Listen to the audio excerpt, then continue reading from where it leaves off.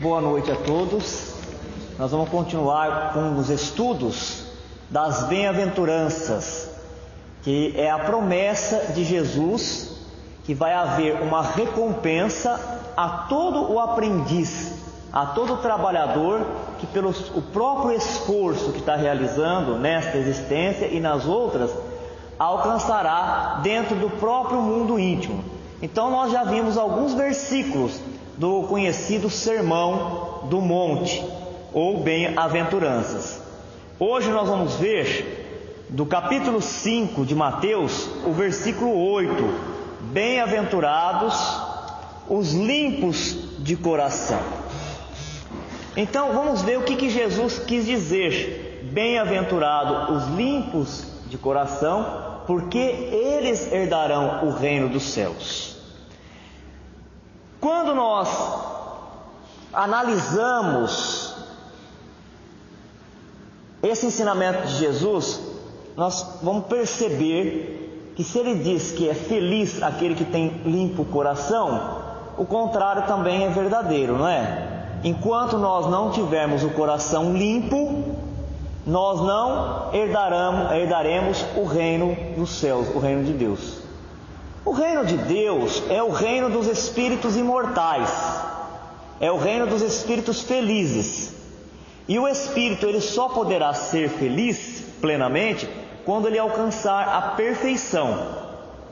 Quando ele encontra a perfeição, ele se vê livre, ao mesmo tempo que ele se vê responsável, porque aí ele compreende qual é a sua natureza, para que ele foi criado e o que ele tem que fazer, qual é o seu papel, a sua destinação no universo, em qualquer lugar onde ele estiver, aqui na condição de encarnado ou no mundo espiritual. Esses espíritos, quando eles alcançam esse nível de pureza, de desmaterialização, eles sentem um prazer em ser útil, e eles passam então a ser colaboradores de Deus, assim como Cristo aqui na terra, né? Conhecido como Jesus de Nazaré.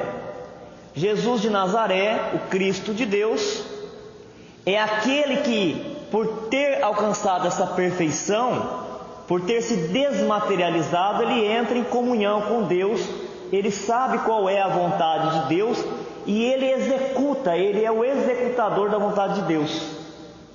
E isso também será a destinação de todos nós. Um caminho longo, um trabalho árduo, uma luta no campo do sacrifício, da renúncia, sim, mas todos nós um dia alcançaremos essa condição. Por isso que o verbo é no futuro: bem-aventurados serão. Quando serão? Quando, como produto desse trabalho realizado nas encarnações sucessivas, alcançar essa pureza de coração. Então, o contrário nós estamos falando. Então, enquanto não tiver essa pureza de coração, nós não seremos felizes. Mas o que é essa impureza? Que mancha é esta que o espírito tem no seu coração que impossibilita ele de ser feliz? Já que o Sermão do Monte é um sermão consolador, primeiramente para aqueles que estavam ao redor de Jesus. Ele estava consolando aquela massa de gente sofrida que só tinha recebido até então perseguição, humilhação.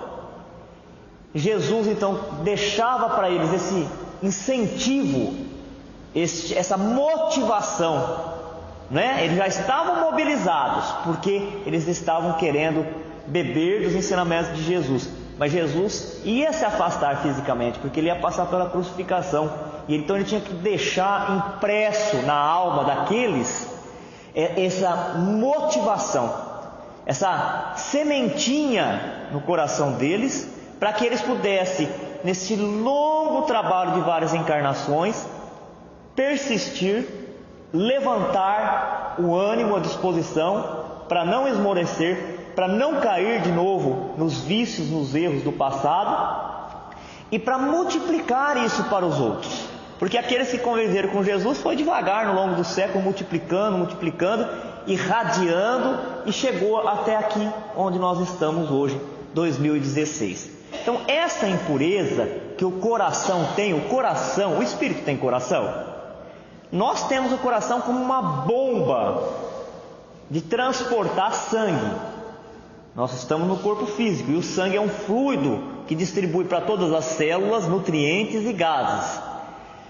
Nós temos na forma perispiritual, nessas cidades que estão próximas aqui da Terra, nessas colônias que estão próximas da Terra, nós temos uma forma muito parecida com essa, né? Então nós temos também os canais por onde caminham no corpo perispiritual o fluido, o prana. De uma certa forma pode ser comparado com o coração. Mas na linguagem evangélica, coração remete a centro, ao centro, né? A gente fala o coração desse templo, é um meio aqui da casa espírita. O coração, o cerne de uma árvore, é o meio dela, né? Então, qual é o cerne do nosso ser? Qual que é a essência mais profunda? É a nossa alma. Por isso que Jesus tinha dito: onde está o seu coração, onde está o seu tesouro, ali está o seu coração. Quer dizer, onde está o seu interesse perante a vida, ali está a sua essência, já que quando a gente concentra a atenção em alguma coisa, nós lançamos para ela toda a nossa atenção e todas as nossas energias. As manchas morais é o que torna um coração impuro, ou as manchas morais é aquela preocupação que nós deveremos ter para limpar o nosso coração. O que é mancha moral? É a mancha que está no espírito. É aquilo que vem de dentro. Uma outra passagem de Jesus, ele dizia para os seus discípulos: o que compromete um espírito nesta existência já e nas outras, não é o que entra pela boca do homem, mas é o que sai pela boca do homem. Porque o que sai pela boca reflete o que está no coração, quer dizer, o que está na mente, o que está na vontade do espírito, o que está na sua intenção. E como nós somos uma fonte criadora, com a nossa vontade nós criamos, e aquilo que nós criamos nós projetamos.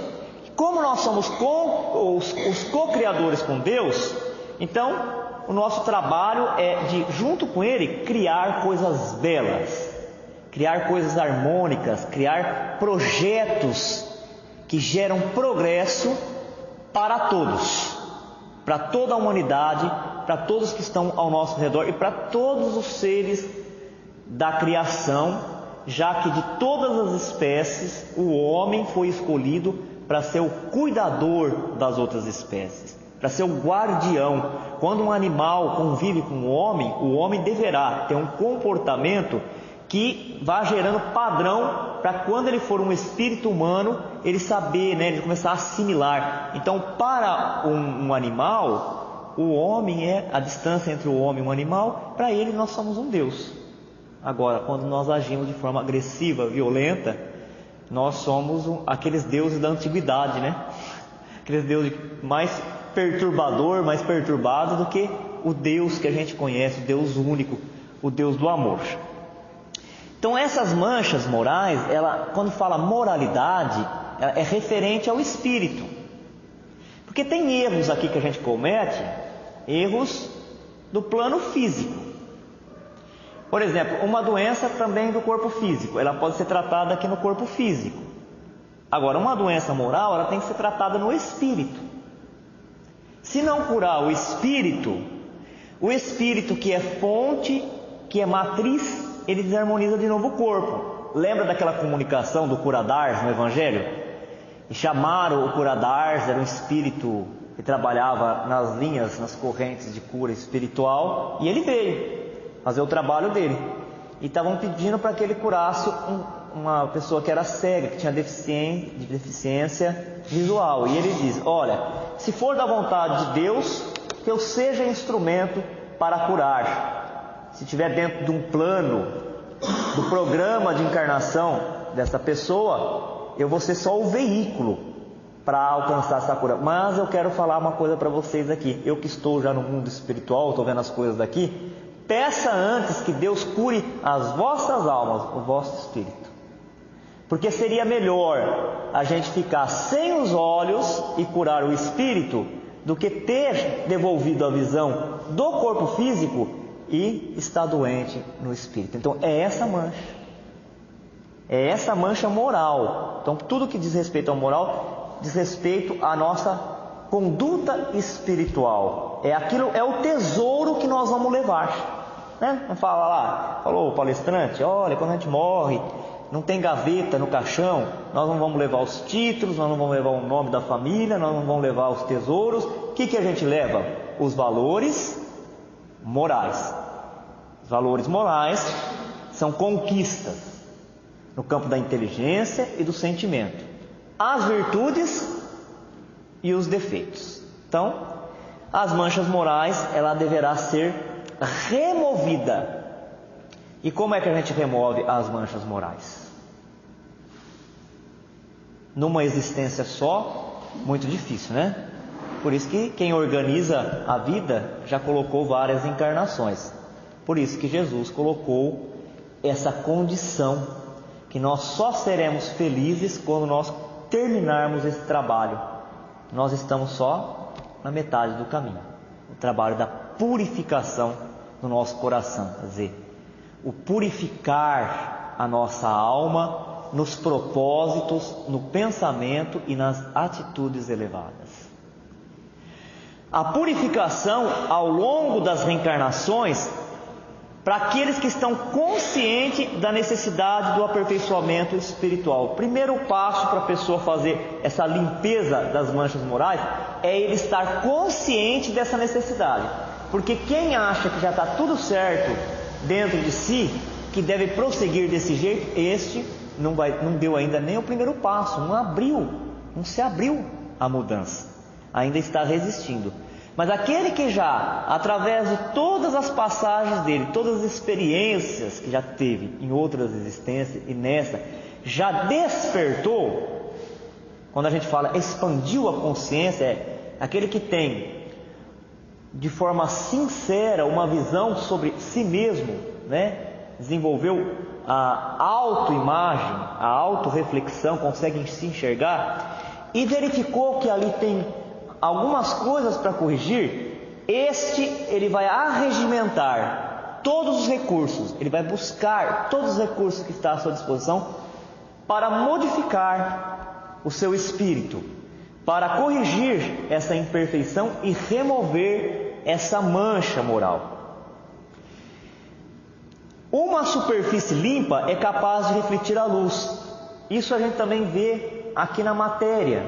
Se eu tenho um móvel ou um objeto de metal e ele está cheio de impurezas, ou uma moedinha, né, aquelas moedas, ela tá cheia de ferrugem, ela brilha, ela reflete a luz do sol ou a luz da lâmpada artificial? Não. Mas se a gente pega uma esponjinha e limpa, faz um polimento, remove as impurezas, ela reflete a luz. A luz é dela?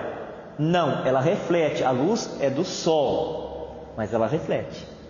Ela reflete, e quanto mais pura for a superfície, maior é o brilho, a intensidade da reflexão. Assim também é a nossa mente. Quanto mais pura for a mente, maior capacidade terá o espírito de refletir a vontade de Deus, de refletir o poder de Deus, que vem, como nós vimos na quarta-feira passada, que vem para todos.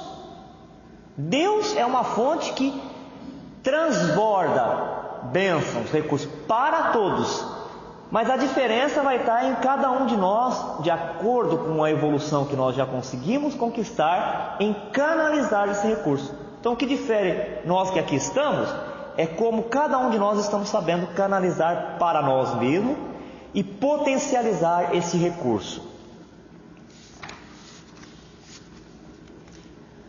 O pensamento é força criativa.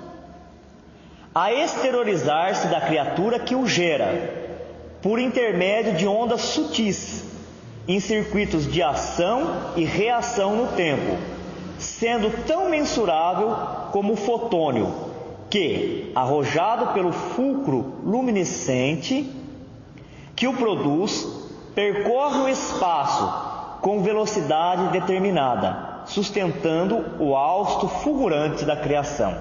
A mente humana é um espelho de luz, emitindo raios e assimilando-os repetidamente. O que está dizendo aqui, senão ajudando a fazer a interpretação do bem-aventurados, felizes o puro do coração de Jesus. Quer dizer, a nossa mente, a de qualquer um, é espírito já humano? É. Já alcançou essa condição? É. Ela é uma fonte criadora. A vontade, ela está no espírito, não no corpo. Então aquela história de a carne é fraca, por isso que a gente erra, para nós que temos conhecimento espírita, é nula, não tem validade. Quem é fraco e quem é forte é o espírito. Quanto maior é o campo da sua vontade, mais esforço ele fez para treinar a sua vontade, maior é a sua evolução. E quando então ele é mais evoluído, ele cria coisas boas e reflete através das ondas e alimenta as pessoas que estão ao seu redor com aquele pensamento nobre, aquele pensamento que enche todos de esperança, de ânimo, de propósito superior, que é capaz de gerar até nos que estão ao redor criatividade para solucionar problemas que surgem de improviso. Já os outros criam também, só que criam o pessimismo, o ódio, a raiva, o rancor, a inveja, os ciúmes, e emite aquilo. As pessoas que estão na mesma faixa assimilam e se alimentam daquilo, mas a pessoa que também emite, ela também assimila faixas desta natureza. Então é assim que nós estamos formando por associação famílias espirituais de acordo com a natureza do nosso pensamento. A má utilização do livre-arbítrio, ele macula o nosso espírito. Então, gera em torno de nós, quando nós fazemos mau uso do livre-arbítrio, uma gravitação em torno de espíritos impuros. Quando nós não aprendemos a usar os dons divinos e nos afastamos de Deus na parábola do filho pródigo, nós passamos a nos alimentar de comida de porcos. Lembra da parábola do filho pródigo? O filho, enquanto estava com o pai, enquanto estava com Deus, comia de bom e de melhor. Se alimentava de uma substância pura que fortalecia o seu corpo, fortalecia a sua mente. Mas por rebeldia ele se afasta da casa do pai, porque ele já acha que ele é senhor dele mesmo, ele acha que ele se basta. Ele ficou encantado com a sua inteligência e achou que ele não precisava mais do pai. E se distanciou e cada vez se distanciou mais. Gastou toda a sua vitalidade, a sua energia. Chegou um momento em que, distante do pai, ele já não tinha mais o alimento. E aí então ele passou a se alimentar da comida dos porcos.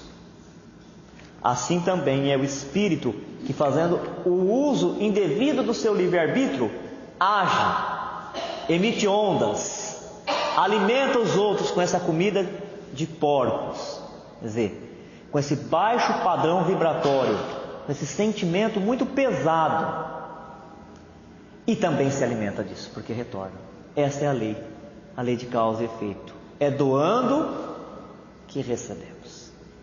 Quem quer receber amor não pode buscar amor, tem que doar amor. Quem quer receber atenção dos outros tem que dar atenção, porque na hora que você está dando atenção, você está olhando para o olho da pessoa, ela está falando das necessidades dela, ela está te dando atenção. É assim que funciona. E aí, quando ele, cansado de se alimentar das comidas dos porcos, lembrou da casa do pai e viu que lá o servo, o mais simples do servo, era bem tratado e estava se alimentando melhor do que ele, que tinha aquela condição de ser filho do dono da casa. Assim também é o nosso espírito. Depois de fazer tanto mau uso do nosso livre-arbítrio em outras existências, maculamos o nosso espírito, criando registro no nosso corpo perispiritual, registro dos erros, dos equívocos, das desarmonias, das enfermidades espirituais. Agora nós estamos despertos e nós sabemos que nós precisamos de Deus. Estamos fazendo o retorno para a casa do Pai. É um trabalho árduo. Por quê? Porque nós nos viciamos a mente a pensar de forma agressiva, de forma egoísta, de forma orgulhosa, mas já é um passo. Estar desperto para isso, saber dessa necessidade já é um passo, porque aí a gente começa a alimentar e começa a fazer um diálogo conosco mesmo. Não, eu não posso agir assim, eu tenho que agir de maneira diferente. Isso que vai promover a nossa evolução, né? Essa insistência, esse trabalho, esse cultivo que nós vamos fazer do nosso mundo íntimo, do nosso pensamento, das nossas vontades. E com isso então nós vamos fazer a asepsia dos pensamentos e a seleção da atitude. Gente, quem está nesse trabalho, está empenhado nesse trabalho de fazer a asepsia do próprio pensamento e selecionar a sua atitude, tem tempo para mais alguma coisa? Não tem tempo para mais nada. Olha, fazer a asepsia, quer dizer, purificar, eliminar os germes, as bactérias, os vírus do pensamento e selecionar as atitudes. Quer dizer, hoje eu vou acordar, o que eu vou fazer durante esse dia? Se acontecer alguma coisa, a gente tem que já planejar, já, né? Perceber o que poderá acontecer. Se alguém fizer isso comigo, se alguém falar isso, como que eu vou agir para eu não reagir? Porque reagir desarmoniza o nosso coração, deixa as mãos frias, suadas, a gente treme, o pensamento fica todo turvado, até a gente se recompor de novo muda. Então, quem age desse jeito está no caminho certinho da evolução. Não vai ser de uma hora para outra, mas está no caminho. E já não vai ter tempo para mais nada. Dá um trabalho danado, não é? Sentimento, o que é então o coração puro? É o sentimento destituído de maldade. É eu não ter o sentimento, no meu sentimento a maldade. É ser capaz de perceber, de sentir e de operar no bem pela prática da caridade. Olha que informação trazida por este livro. Assim também na vida comum, a vida comum é a nossa, é quando nós não estamos no campo filosófico, nós estamos vivendo, estamos no mundo prático, estamos lá sozinhos conosco mesmo, em casa, assistindo uma televisão, lendo um livro, contemplando a natureza, conversando com um amigo, atendendo ao necessitado, na profissão. A alma entra em ressonância com as correntes mentais que respiram as almas que lhe assemelham. Então, nós nos alimentamos daqueles que são semelhantes conosco. Nós criamos em torno de nós um halo através do nosso pensamento e, pasmem, esse halo ele é material. Pensamento é matéria mental que caminha pelo espaço. Por isso que a outra alma assimila o que nós pensamos. Quando eu vou pensar em alguma coisa, né, eu vou movimentar a minha vontade, eu crio aquele pensamento no fluido. O fluido ele é plástico. Ele vai ganhar a forma, a cor, o sentimento que eu vou colocar nele no fluido e eu mando ele para a frente. Aquilo, se a pessoa estiver na mesma sintonia, na mesma faixa, ela recebe e aquilo penetra na alma dela, ela se alimenta daquilo. E eu me alimento do mesmo material que eu estou mandando. E a gente forma aí uma comunidade de milhares de almas. Quando nós pensamos bem, muito bem, né? Uma comunidade de almas que se alimenta de coisas nobres, se alimenta de vida. Mas quando nós pensamos mal, nós alimentamos o mal. É desse jeito que nós alimentamos.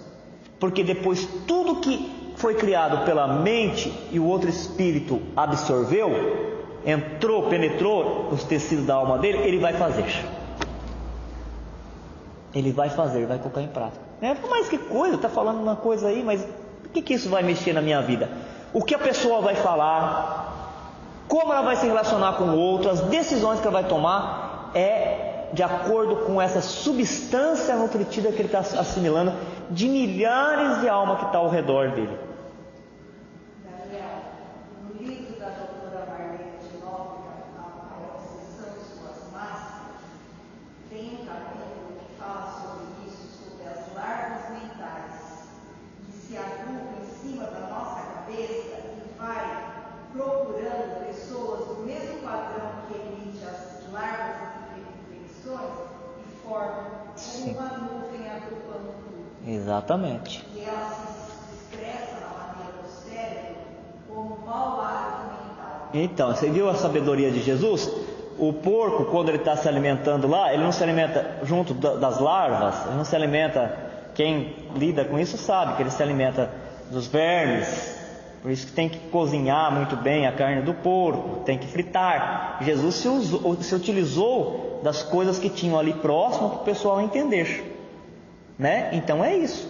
Ele estava revelando, era uma revelação dos princípios espirituais que estão aqui e que os nossos olhos físicos não conseguem enxergar, no entanto, muda o nosso destino. Assimilamos os pensamentos daquele que pensa como pensamos. Então o problema não é o outro. De novo, é cuidar de si mesmo. Porque nós só assimilamos o pensamento do outro de acordo com o jeito que nós pensamos. Eu posso mudar o pensamento do outro? Quem colocar isso como missão da sua vida já está, desde o início, fadado ao fracasso. Nós não somos capazes de mudar o outro. Com muito empenho, com muitas encarnações, nós mudaremos a nós mesmos. Com muito empenho, com muita determinação, com perseverança, com as oportunidades que a misericórdia vai criando, com as pessoas mais preparadas que vai colocando no nosso caminho, com o trabalho que nós vamos realizando no campo do bem, nós vamos mudar nós mesmos.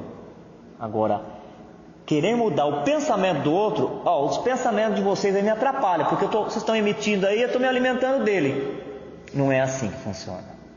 Muda o seu pensamento e se alimenta do néctar, do manjar divino, dos espíritos celestiais.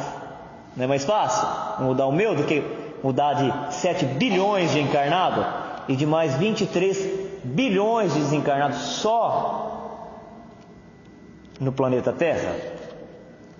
É que sentindo, mentalizando, falando ou agindo, sintonizamos-nos com as emoções e ideias de todas as pessoas encarnadas ou desencarnadas da nossa faixa de simpatia. Por isso que o médium, antes dele ser colocado no trabalho mediúnico, primeiro ele passa pelo tratamento espiritual. Porque todas as pessoas, sejam elas médium ou não, olha só, quando ela mentaliza, quando ela sente, quando ela age, ela vai sintonizar com as emoções, com as ideias de todas as pessoas encarnadas e desencarnadas, sendo médium ou não. Agora imagine o médium. Se o médium ainda ele não se equilibrou, não equilibrou a sua mente, não equilibrou minimamente, né? Porque perfeitamente isso é trabalho das encarnações. O seu campo da emoção, com quem que ele vai se sintonizar? Com a perturbação. Aí leva para o mediúnico, ao invés de desenvolver mediunidade, que é, por definição, o intercâmbio com o mundo espiritual, trazendo mensagem de instrução ou atendendo o espírito necessitado e encaminhando para a luz, ele vai desenvolver a perturbação. Então aí equilibra o médium, trata o médium, porque todo o médium, quando ele está iniciando, ele está nessa faixa de desequilíbrio. Então equilibra ele, na hora que ele está equilibrado, aí ele vai estar preparado para se sintonizar com os guias espirituais, os anjos benfeitores para o trabalho, para a proposta que vai fazer. Isso no campo mediúnico, mas aqui não está falando só da mediunidade, está falando da vida. Falando da vida. Se eu sou uma pessoa pessimista, que carrego ódio, um sentimento pesado no meu coração, onde eu for eu vou arrastar isso. Onde eu for, em qualquer agrupamento, eu vou pegar esta parte que tem em todas as pessoas. As emoções de ódio, de raiva, de rancor, por isso que a gente adoece. Por isso que tem dia que a gente sente uma pressão que a gente não sabe se vai resistir. Então aí é a hora de, através da prece, da oração, nós elevarmos o nosso padrão mental e passar a nós mesmos emitir bons sentimentos, bons pensamentos, porque aí a gente começa a mudar o nosso alimento, a selecionar o alimento. Aí a gente, quando consegue, a gente fala: nossa, o problema que estava aqui na minha frente agora é o mesmo, mas já aparece outro. Quem mudou? Fomos nós. Não foi o problema nem as pessoas, fomos nós mesmos. Estamos invariavelmente atraindo ou repelindo recursos mentais que se agregam aos nossos, fortificando-nos para o bem ou para o mal, segundo a direção que escolhemos. Em qualquer providência e em qualquer opinião, somos sempre a soma de muitos. Expressamos milhares de criaturas e milhares de criaturas nos expressam. A gente interfere na vida de todo mundo e todo mundo interfere na nossa vida. Agora, quando a gente eleva o nosso sentimento, aí não é todo mundo que interfere mais, só aqueles que estão nesse padrão mais elevado. Na continuidade do capítulo, que a gente não vai ler todo, senão não dá o tempo, ele fala que quando a gente começa a observar o defeito da pessoa, eu começo a olhar para aquela pessoa e eu começo a dar atenção para o defeito dela. Eu espelho esse defeito no meu campo mental. Criei já a imagem. Aí ela drena, ela penetra na minha alma, e depois eu vejo no outro dia de novo isso, crio essa imagem, ela penetra, estou me alimentando disso. Eu olho para outra pessoa, vejo o mesmo defeito, ou outro defeito, penetra. Quando eu menos espero, eu estou fazendo aquilo que eu reprimi no outro. Vira conduta, gente. Vira atitude. Não foi à toa que Jesus disse: seja indulgente para o próximo. Quer dizer, não veja o defeito dos outros não, senão ele vai te pertencer. Veja as qualidades, porque aí você vai fixar qualidade na tua mente. Mesmo que você não tenha ela naquele momento de pronto, você vai criando no seu campo mental, ela vai fortalecendo, criando a imagem, como se fosse um desenho de criança que você faz no sulfite. No dia você faz bem clarinho, no outro dia você vai fazendo mais forte, colocando mais força. Daqui a pouco ele ganha vida, ele salta do papel e começa a se movimentar dentro da nossa própria vida, das nossas próprias decisões, do bom uso do livre-arbítrio que nós deveremos fazer. E para encerrar, eu vou só ler aqui como Jesus procedeu em alguns casos, para nos dar o exemplo de pureza. Como nós seremos perante os outros e perante nós mesmos, a nossa consciência e perante o Criador, quando nós alcançarmos essa condição de pureza de coração. E quando nós alcançarmos ela, nós herdaremos os céus, quer dizer, herdaremos as dimensões superiores, onde estagiam os espíritos puros, felizes, os que já estão trabalhando como auxiliar de Deus, a equipe celestial. Bem-aventurados puros, porque verão a Deus. Estudando a palavra do Mestre Divino, recordemos que no mundo até hoje não existiu ninguém quanto ele, com tanta pureza na própria alma. Cabe-nos, pois, lembrar como Jesus via no caminho da vida, para reconhecermos com segurança que, embora na terra sabia encontrar a presença divina em todas as situações e em todas as criaturas. Para muita gente, a manjedoura era lugar desprezível.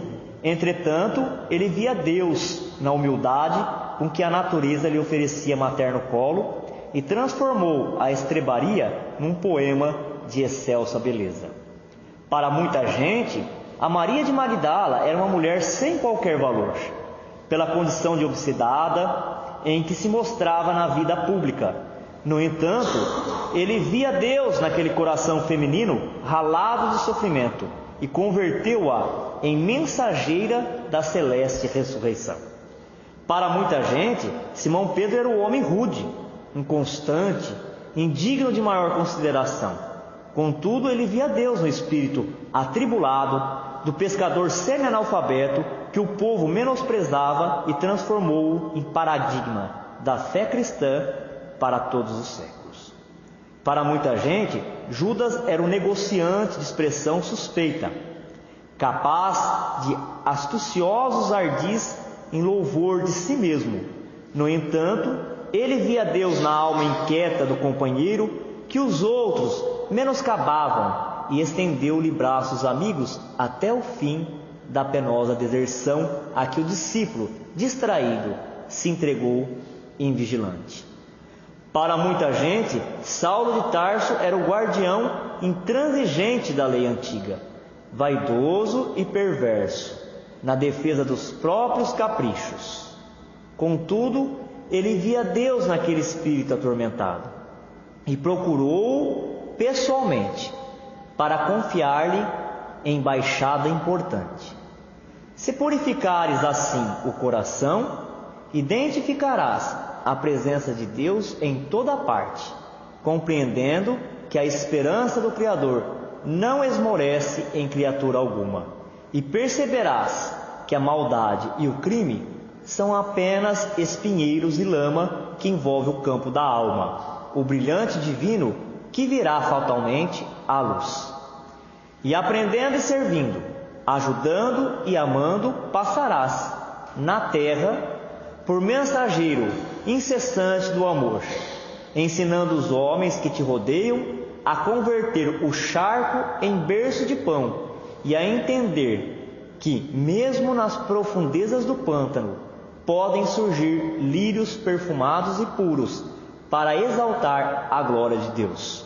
Isso está no livro Religião dos Espíritos, FEB Editora, capítulo Pureza. E para encerrar, encontrarão a parte melhor da vida em todos os lugares, penetrando na grandeza dos propósitos divinos. Quer dizer, quando Jesus fala, herdarão os céus. São aqueles que, por ser puro, encontrarão a parte melhor da vida em todos os lugares, penetrando na grandeza